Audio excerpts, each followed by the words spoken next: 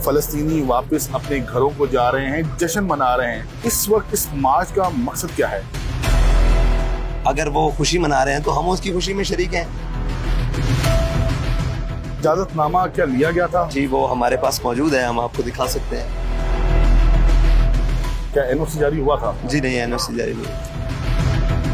आवाम को भी परेशानी का सामना है। जितने जीटी रोड है, मोटरवेज हैं, ये सब बंद हैं इस एहतजाज की वजह से। हमने तो नहीं की। सरकारी अमलाक को नुकसान भी पहुंचा है। कभी हो ही नहीं सकता।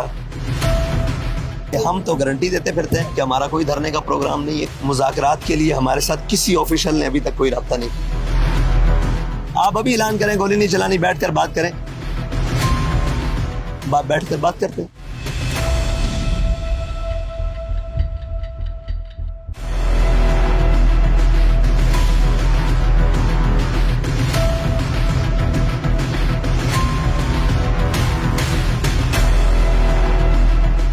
तहरीके लब्बैक पाकिस्तान के अमीर हाफिज साद रिजवी हमारे साथ मौजूद हैं।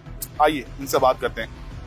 अस्सलाम वालेकुम हाफिज साहब। जी वालेकुम सलाम। हाफिज साहब, ये मार्च चल रहा है, इसको गजा मार्च कह रहे हैं। सबसे पहले तो ये बताइएगा, इस मार्च का मकसद क्या है? इस मार्च का मकसद सिर्फ और सिर्फ फलस्तीनी भाइयों से और गजा के मुसलमानों से यकजहती है और कोई मकसद नहीं। अवाम जो हैं वो इस सवाल कर रहे हैं कि इजराइल और फलस्तीन के दरमियान एक अमन मुआहिदा हो चुका है। फलस्तीनी वापस अपने घरों को जा रहे हैं, जश्न मना रहे हैं। इस वक्त इस मार्च का मकसद क्या है? इस मार्च का मकसद फिर भी यकजहती है। आपने देखा है कल स्पेन में पूरे मुल्क के अंदर मार्च निकला, तो हम तो उसकी, अगर वो खुशी मना रहे हैं तो हम उसकी खुशी में शरीक हैं कि हम भी खुश हैं कि यार अल्हम्दुलिल्लाह फ़लस्तीनियों को आज़ादी मिल गई। अगर उसके इस्तेहकाक के मुताबिक फ़लस्तीनी खुश हैं तो बस इतनी सी बात है। आप ये कह रहे हैं कि आप भी फलस्तीनियों की आज़ादी का जश्न मनाने जा रहे हैं, तो मामलात कहाँ पर आकर डेडलॉक का शिकार हैं? कहीं भी नहीं है, सिर्फ और सिर्फ हुकूमत की हटदर्मी है और उनकी जिद है।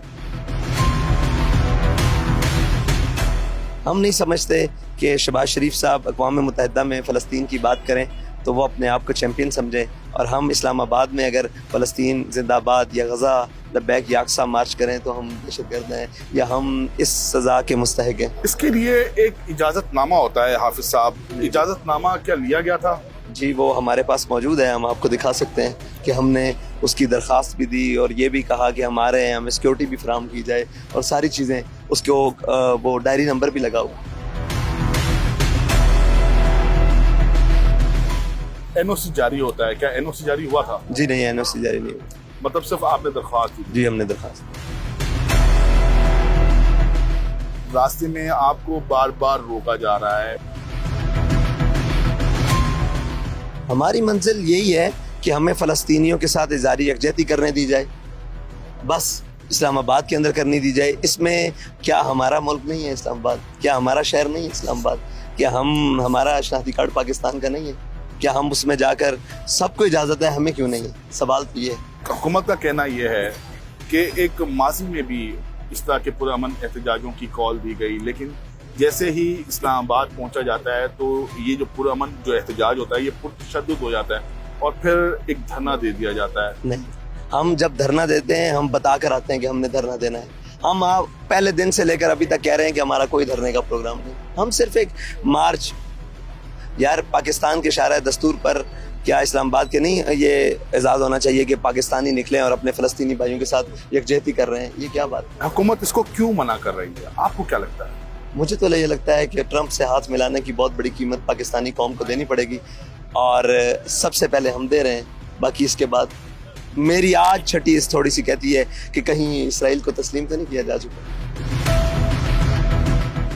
इस कदर कोई और वजूहात नहीं है, कहीं इसराइल को तस्लीम किया जा चुका है और इसराइल के खिलाफ जो पाकिस्तान में सबसे तवाना आवाज़ है उसको दबाने की कोशिश हो रही है। एक जमात है जिस पर पाबंदी लगा दी जाती है 2021 में, फिर वही जमात जो है वो इलेक्शंस में हिस्सा भी लेती है। ये कैसे हो रहा है? प्रोस्क्राइब जो हुई थी उसको ख़त्म करवाया गया था, वो भी एहतजाज के जरिए करवाया गया था और एहतजाज की वजह से ही प्रोस्क्राइब हुई थी। फ़लस्तीन के लिए कौन सा ऐसा मुल्क है जो जमहूरी ना भी और वहाँ एहतजाज ना हुआ? कुफार ने एहतजाज किया, कुफार के खिलाफ, कुफार के मुल्क में, वहाँ इस तरह जुल्म नहीं हुआ जो हम पर जुल्म हुआ। आपको पता है हमारे इस वक्त कितने जख्मी हैं?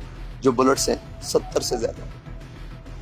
हमारे जख्मियों की तादाद समझ ही नहीं आ रही कि जो बुलेट से जख्मी होता है हमें उस पर अस्पताल जमा करवाते हैं, वो जिंदा बचता है या नहीं, इसलिए कुछ कह ही नहीं सकते। पहले दिन, जिस दिन 8 तारीख थी, हमने 10 को निकलना था, 8 की रात को हमारे वहाँ घर पर हमला किया गया। और आपको शायद मालूम भी हो, आज सुबह मेरी वालदा मोहतरमा को, जो ज़ईफ़ुल उम्र है, उनको भी गिरफ्तार कर लिया गया। मेरी हमशीरगान को, घर के सारे अहबाब को, बच्चों को, घर वालों को, सबको गिरफ्तार करके नामालूम मकाम पर मुंतकिल कर दिया गया, पूरे घर पर कब्जा कर लिया। तो यार ये जुर्म है हमारा कि हमने फ़लस्तीन की बात की है। जब से हम घर बैठे हुए थे, वहाँ से लेकर अभी तक गोली के अलावा बात ही नहीं की। गोली क्यों चला रहे हैं? हमें तो समझ नहीं आ रही गोली क्यों चला रहे हैं। क्या आपके साथ कोई भी मुज़ाकरात के लिए नहीं आया? मुज़ाकरात के लिए हमारे साथ किसी ऑफिशियल ने अभी तक कोई रब्ता नहीं किया। हम तो बार बार यहाँ से ऐलान कर रहे हैं, वज़ीर आज़म साहब अभी कश्मीर में बात हुई है, हम हालात ख़राब हुए, आपने कहा गोली नहीं चलानी, बैठकर बात करें। आप अभी ऐलान करें गोली नहीं चलानी, बैठकर बात करें, आगे चलते बैठकर बात करते हैं। आप तैयार हैं बातचीत के लिए? तैयार और हैं? भाई हम तो एक लम्हे के लिए भी बातचीत से पीछे नहीं आए।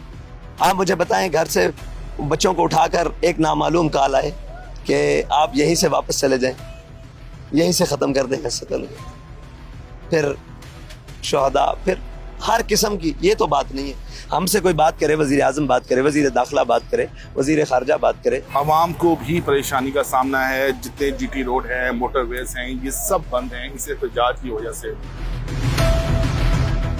हमने तो नहीं की। हमने तो, हमारे नायब अमीर पीर ज़लील हसन शाह साहब को गिरफ्तार किया गया, हमने एहतजाज भी नहीं किया। हमें मालूम था कि हम एहतजाज करेंगे तो ये कहेंगे कि इन्होंने देखें पहले पहल किया। हम तो घर में बैठे हुए थे और हमारे घर में आकर हमारे 2 शहीद किए गए। एक शहीद की लाश लेकर आज तक वापस नहीं गई। उसकी जो एम्बुलेंस में उसकी हम 2 हमशीरा और एक भाई थे, वो भी साथ में ले। बहुत बड़ी जुल्म की दास्तान है, बहुत बड़ी जुल्म की दास्तान है। अगर अभी मुज़ाकरात हो जाते हैं तो आप अपना एहतजाज यहीं पर ख़त्म कर देंगे? फ़लस्तीन से यकजहती करेंगे पाकिस्तान में, जहाँ हमने मंजिल दी हुई है। हमें ये तकलीफ है ना कि धरना देंगे। हम तो गारंटी देते फिरते हैं कि हमारा कोई धरने का प्रोग्राम नहीं है, कोई किसी किस्म का प्रोग्राम नहीं है। सिर्फ यकजहती के लिए जाना था। और हमारा मार्च भी फैज़ाबाद से वो अमेरिकन एम्बेसी तक था, वो उसको बढ़ाकर वहाँ सारा यहाँ जुल्म की दास्तान रकम करके तो हमें यहाँ से निकलना पड़ा। आप इस्लामाबाद में थे, इस्लामाबाद से वापस आए और कल वापस इसलिए आया कि यहाँ क्या जुल्म बबा कर दिए। एक मुठ सब ये वो है जो मैं सिर्फ एक मुठ में भर के आपके सामने रख सकता। ये क्या है? ये एक मुठ में तादाद गिन नहीं सकते। ये देखिए, कल रात से तकरीबन मगरिब से अभी तक, और पहले जो पिछले 8 की रात थी, ओहो 9 की रात, क्या जुर्म है हमारा? सिर्फ पूछते हैं क्या जुर्म? गोली क्यों चलाते हो? गोली क्यों चलाते हो? गोलियां भी मार रहे हो, फिर ये कह रहे हो कि हमने सबसे ज्यादा फ़लस्तीन के लिए किया, हमने ट्रंप से 20 नकात लिखवाए और ये किया, तुम उनके लिए ये किस लिए? और यहाँ पर जो दूसरी ये आया है, इनके अंदर ये जो लिखा हुआ है मेड इन पाकिस्तान। गजा वाले खुशकिस्मत हैं जी, ये गजा वाले खुशकिस्मत हैं कि उनको मेड इन इसराइल लगती है। हम इतने बदनसीब हैं कि हमारे बाबा व अजदाद ने जो ये लिखा हुआ है, ये लिखा हुआ है, ये क्या लिखा हुआ है? ये देखिए जी, ये लिखा हुआ, ये तो बेशुमार हैं, आप देख ही नहीं सकते। जहां हाथ मारेंगे नीचे शहर पे, ये देखें, ये ले, ये ले। अब साहब, आप समेत आपके कारकुनान की जानों को भी खतरा है। क्यों है जुर्म? क्यों है? हमने ऐसा क्या किया?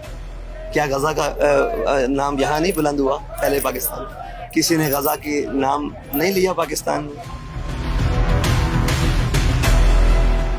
सरकारी अमलाक को नुकसान भी पहुंचा है। कभी हो ही नहीं सकता।